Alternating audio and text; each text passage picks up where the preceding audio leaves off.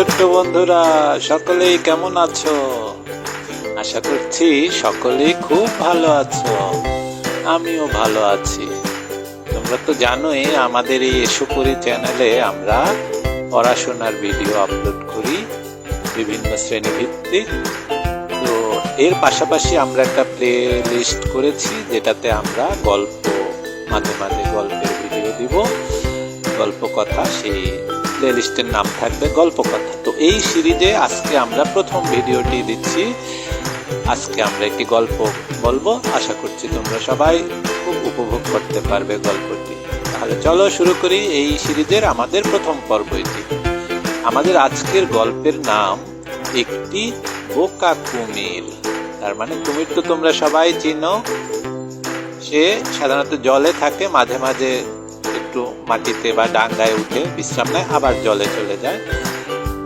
বিভিন্ন ভিডিও সিরিজে তোমরা সেই কুমিরের খেলা দেখেছো, টারজান সিরিজে দেখেছো কিভাবে কুমিরের সাথে টারজান ফাইট করে।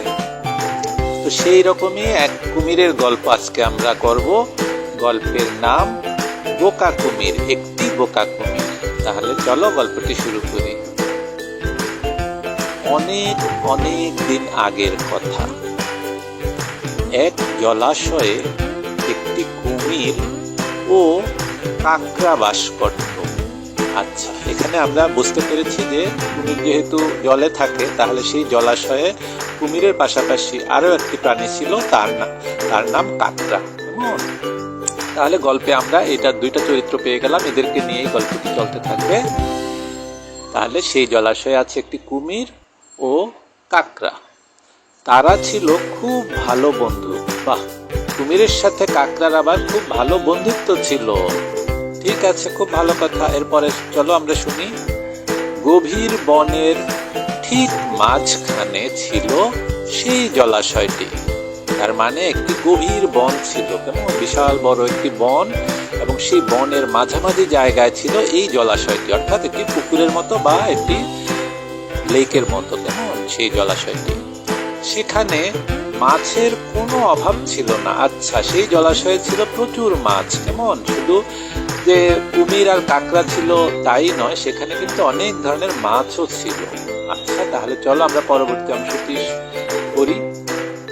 তারা দুই বন্ধু, তার মানে কুমির ও কাকড়া, তারা দুই বন্ধু প্রতিদিন জলাশয়ের মাছ খেতে ভালোবাসতো। আচ্ছা, তাহলে তারা দুই বন্ধু মিলে খুব মজা করে জলাশয়ের মাছ খেত। তবে দিনে দিনে সেই জলাশয়ের মাছ কমে গেল। অর্থাৎ ওরা তো শুধু খায়, দুই মাছ খায়, এইভাবে করে মাছের সংখ্যা কিন্তু কমে যাচ্ছে। কুমির ভাবলো, এখন সে জলাশয়ে যারা পানি খেতে আসে তাদের ধরে খাবে। কি সর্বনাশ দেখেছ? অর্থাৎ জলাশয়ে অনেক সময় মানুষজন বা বিভিন্ন প্রাণী আসে পানি খেতে। তো কুমির দেখলো যে যেহেতু মাছ কমে যাচ্ছে, আমি কি করব, যারা আসে এবারে তাদেরকেই ধরে খেয়ে ফেলবো। কিন্তু এর পরবর্তী অংশ শোনো। কিন্তু প্রতিদিন এই কাজ করা খুবই কঠিন একটি ব্যাপার। প্রতিদিন সে এটি করতে পারছিল না। দেখা যাক কি হয় তারপর। কুমির ও কাকড়ার মন খুবই বিষণ্ণ হয়ে গেল। কেন? কারণ তারা প্রতিদিন এইভাবে করে প্রাণী পাচ্ছিল না খাওয়ার মতো। কেমন কুমির ও কাকড়ার মন খুবই বিষণ্ণ হয়ে গেল, মানে মন খারাপ হয়ে গেল। হঠাৎ কুমিরের মনে একটি বুদ্ধি এলো। দেখো, কুমির আবার খুব বুদ্ধিমান, তার মাথায় একটা বুদ্ধি চলে এসলো, তার মনে একটি বুদ্ধি এলো। সে কাকড়াকে বলল, কি বলল, আমি যেন মারা গেছি এমন ভাব করব। কাকড়াকে সে শিখাচ্ছে যে তুমি হয়তো বলবে কি যে আমি মারা গেছি, সে সেটাই বলছে যে আমি যেন মারা গেছি এমন ভাব করব। তুমি সারা বনে এই খবর ছড়িয়ে দাও। তাহলে কাকড়ার দায়িত্ব হচ্ছে সারা বনে এই খবর ছড়িয়ে দাও যে কুমিরের মৃত্যু হয়েছে। অর্থাৎ কাকড়া কি করবে, সারা বনের অন্য সব প্রাণীকে বলবে যে শোনো, একটি খবর আছে। কি খবর? যে আমাদের জলাশয়ের কুমির মারা গেছে, এই খবরটি ছড়িয়ে দাও। তারপর কি হবে দেখো। বনের পশুরা যখন সেই খবর শুনবে তখন তারা আর জলাশয়ে পানি পান করতে আসতে ভয় পাবে না। অর্থাৎ ওরা ভাববে এখন তো আর কুমির নাই, যে কুমিরটা ছিল সে তো মরে গেছে, তাহলে চলো সবাই ইচ্ছে মতো পানি পান করতে যাই। এই হচ্ছে কুমিরের বুদ্ধি। কেমন, দেখো এরপরে কি হয়। তখন আমি খুব সহজেই তাদের ধরে ধরে খেতে পারবো। এই কথাগুলো বলছে কিন্তু কুমির। কাকে বলছে? কাকড়াকে। তার মানে কাকড়া যদি এই খবরটি সবাইকে ছড়িয়ে দেয় আর সেই পশুটা যদি পানি খেতে জলাশয়ে আসে, তখন সে কি করবে? টুক করে তাদেরকে ধরে ধরে খেয়ে ফেলবে। যাকে খেয়ে ফেলছে সে তো আর বনে গিয়ে বলতে পারবে না যে এই কুমির কিন্তু বেঁচে আছে। এই হচ্ছে কুমিরের বেশ ভালোই একটি বুদ্ধি। দেখা যাক কি হয়। এখন চলো আমরা পরবর্তী অংশ পড়তে থাকি। কাকড়া সাথে সাথে কি করলো? গভীর বনে ঢুকে পশুদের জানাতে চললো যে কুমির আর বেঁচে নেই। তার মানে কাকড়ার সাথে সাথেই চলে গেল, অন্যান্য প্রাণীদেরকে বলতে। কি বলতে? যে সে আর বেঁচে নেই, সে মারা গেছে। এই খবরটা বলতে সে সাথে সাথেই চলে গেল। আচ্ছা দেখো, সবার আগের তার সাথে শেয়ালের দেখা হলো। এই খবর যখন সে দেওয়ার জন্য বের হয়েছে, তো পথে সবার আগে তার সাথে শেয়ালের দেখা হলো। কাকড়া তাকে কুমিরের মৃত্যু সংবাদ দিল। সে যথারীতি শেয়ালকে বলল যে একটি খবর আছে। কি খবর?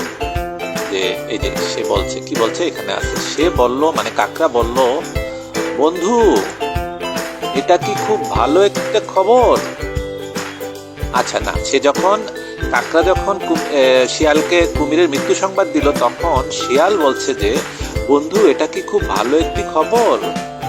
বনের পশুদের আর ভয়ের কোনো কারণ রইল না। কারণ সে আবার বলছে যে এই ক্ষেত্রে আর বনের পশুরা ভয় পাবে না।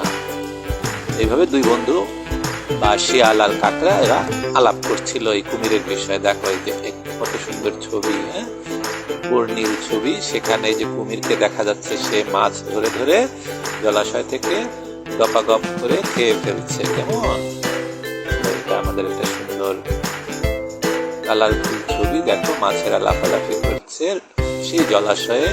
এই সেই কাকড়া। কেমন, কাকড়া কুমিরের বন্ধুত্ব। ঠিক আছে, আমরা ছবিটা দেখলাম। এখন আমরা আস্তে আস্তে আরো নিচের দিকে যাব, যে পরবর্তী গল্পের অংশটা কিভাবে শেষ হয় আমরা সেটা এখন পড়ব। তো কাকড়া বলছে, তুমি সবাইকে বলতে পারো যে, অর্থাৎ শিয়ালকে বলছে যে তারা এখন নির্ভয়ে জলাশয়ে পানি পান করতে যেতে পারে এবং মনের আনন্দে মিষ্টি পানি পান করতে পারে। তো কাকড়া শিয়ালকে বুঝাচ্ছিল, তুমি এই নিউজটা আরো সবাইকে দিয়ে দাও যে এখন আর ভয়ের কোনো কারণ নেই, সবাই নির্ভয়ে সেই জলাশয়ের মিষ্টি পানি পান করতে পারবে। কিন্তু একটু সমস্যা আছে। কি সমস্যা? দেখো, শিয়াল ছিল খুবই চালাক। শিয়াল কিন্তু এত সহজেই যে কাকড়ার কথা শুনে ফেলবে তা নয়।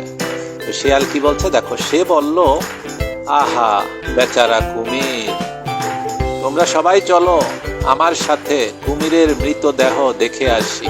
অর্থাৎ শিয়ালের বুদ্ধি হচ্ছে যে সত্যি কুমির মারা গিয়েছে কিনা এটা আগে পরীক্ষা করে দেখি। কারণ এখানে অন্য কোনো চালাকিও থাকতে পারে। এই হচ্ছে শিয়াল। তো সেজন্যই সে বলছে চলো আগে কুমিরের মৃতদেহ দেখে আসি। কাকড়া শিয়ালকে কুমিরের কাছে নিয়ে এলো। কুমির তখন এক স্থানে মরার মতো পড়েছিল। কারণ তাকে তো মৃত এইরকম একটা অভিনয় করতে হবে, সেজন্য সে মরার মতো পড়েছিল। ভাবখানা যেন সে মরে গেছে। তাই দেখে শিয়ালের মাথায় একটি বুদ্ধি খেলে গেল। অর্থাৎ সে এখন পরীক্ষা করবে যে সত্যি কুমিরটি মারা গেছে কিনা, দেখি একটা বুদ্ধির খেলা খেলে। তো শিয়াল কি করছে দেখো, সে কাকড়াকে বলল, কি বলল, কুমির এভাবে শুয়ে আছে কেন? আমি তো জানি কুমির মারা গেলে তার লেজ নড়তে থাকে, কিন্তু এই কুমিরের তো লেজ নড়ছে না। না, ও মারা যায়নি। দেখো শিয়ালের বুদ্ধিটা, সে বুঝাচ্ছে যে কুমির যদি মারা যায় তাহলে তো তার লেজ তো শুধু নাড়াতে থাকবে। তো এটা তো মারা যায়নি, কারণ এটা লেজ নড়ছে না। এই কথা শুনে বোকা কুমির তার লেজ নাড়তে লাগলো। বোকা কুমির ভাবছে যে ও তাই তো ভুল হয়ে গেল, শিয়াল তো মনে হয় ভাবছে যে আমি মারা যাইনি, তাহলে আমি লেজ নাড়াতে থাকি আর শিয়াল ভাববে যে কুমির মারা গেছে। এখন সে যে শিয়ালের বুদ্ধিতে ধরা খেয়ে গেছে এটা তো আর বোকা কুমির জানে না। সে কি করলো, তার লেজ নাড়তে লাগলো। চালাক শিয়াল বলল, তুমি কি কখনো শুনেছ যে মারা যাওয়ার পরও কোনো প্রাণী তার লেজ নাড়তে পারে? মৃত প্রাণী না নড়তে পারে, না হাঁটতে পারে, কুমির বেঁচে আছে এবং সে আমার কথা বেশ ভালোভাবে শুনতে পাচ্ছে।